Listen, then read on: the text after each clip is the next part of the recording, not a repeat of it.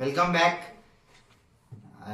ప్రస్తుతానికి మన తెలుగు రాష్ట్రాల్లో ఒకటైనటువంటి తెలంగాణ రాష్ట్రంలో బాగా బర్నింగ్ టాపిక్ ఏంటంటే హైడ్రా అంటే Hyderabad disaster response and asset monitoring and protection agency.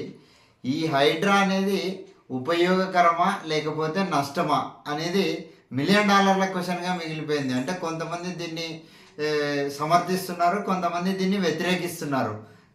దీనివల్ల ఉపయోగం ఏంటి, నష్టాలు ఏంటి, లాభాలు ఏంటి అనేది ఇప్పుడు మన సమీక్షలో మనం డిస్కస్ చేద్దాం ఒకసారి.